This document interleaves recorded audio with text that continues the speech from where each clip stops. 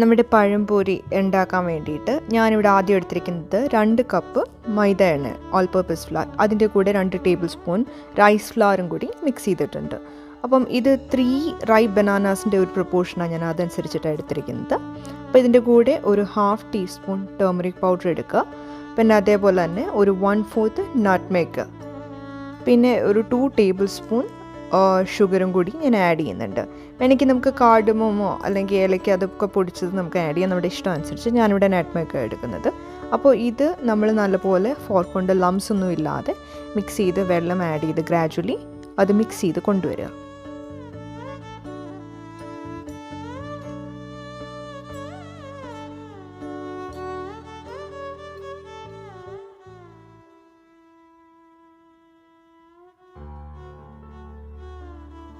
Mix ചെയ്യുമ്പോൾ lumps ഒന്നും ഇല്ലാതെ നല്ല സ്മൂത്ത് ബാറ്ററാക്കി കൊണ്ടുവരാനായിട്ട് തന്നെ ശ്രദ്ധിക്കുക. ഒരു പിഞ്ച് സോൾട്ടും കൂടി നമുക്ക് ആഡ് ചെയ്യാം.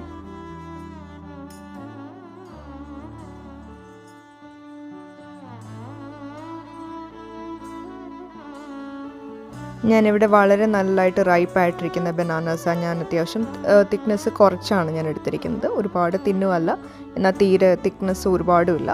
അപ്പം ഇത് ഈ ഒരു കണ്ടീഷനിലാണെങ്കിൽ നല്ല ടേസ്റ്റി ആയിരിക്കും. അതുപോലെ ഷുഗർ 2 ടേബിൾ സ്പൂണാണ് ഞാൻ ആഡ് ചെയ്യുന്നത്, കാരണം നല്ല റൈപ്പ് ആയതുകൊണ്ട് അതിൻ്റെ ആവശ്യമേ ഉള്ളൂ.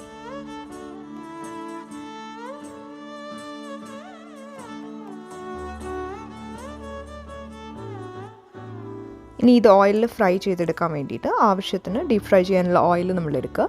നമുക്ക് കോൺ ഓയിൽ ഓർ വെജിറ്റബിൾ ഓയിൽ എടുക്കാം. അതിൽ നമുക്കൊരു ലോ ടു മീഡിയം ഫ്ലെയിമിൽ വെച്ചിട്ട് നമുക്കിത് ഫ്രൈ ചെയ്തെടുക്കാം. ഒരുപാട് ഫ്ലെയിം കൂട്ടി വെക്കരുത്, അല്ലെങ്കിൽ അത് പെട്ടെന്ന് ബേൺ ആവാനുള്ളൊരു ചാൻസ് ഉണ്ട്. ഔട്ടർ കവറിങ് നല്ല ബ്രൗൺ ആയിട്ട് അകം കുക്കാവാതെ വരും. അപ്പോൾ നമുക്കത് കെയർഫുള്ളായിട്ട് ഓയിലിലേക്ക് ഡിപ്പ് ചെയ്തിട്ട് നമുക്കത് ഫ്രൈ ചെയ്തെടുക്കാം. തിരിച്ചും മറിച്ചും ഇടുക നമ്മളത് ഫ്രൈ ചെയ്യുമ്പോൾ. അപ്പോൾ 2 സൈഡും ഈവനായിട്ട് കുക്കായി വരും.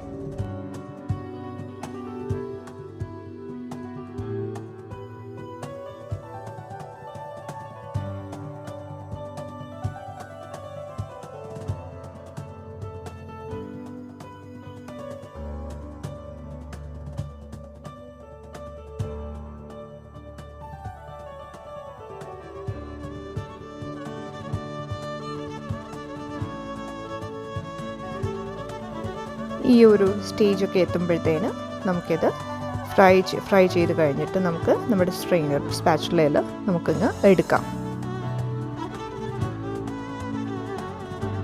വളരെ ഈസി ആയിട്ട് പെട്ടെന്ന് തന്നെ നമുക്ക് പ്രിപ്പയർ ചെയ്യാവുന്ന സ്നാക്കാണ്. ചായയുടെ കൂടെ വളരെ നല്ലൊരു കോമ്പിനേഷനുമാണ്. എല്ലാവർക്കും ഇത് ഇഷ്ടപ്പെട്ടു എന്ന് ഞാൻ വിചാരിക്കുന്നു. ഡെഫിനറ്റായിട്ട് നിങ്ങളിത് ട്രൈ ചെയ്ത് നോക്കണം. നിങ്ങളുടെ എല്ലാവരുടെയും ഫീഡ്ബാക്ക്സ് ഒക്കെ എഴുതി അറിയിക്കുക. അടുത്തൊരു എപ്പിസോഡിൽ വേറൊരു റെസിപ്പിയുമായിട്ട് വീണ്ടും കാണാം. അതുവരേക്കും താങ്ക് യു ഫോർ വാച്ചിങ്.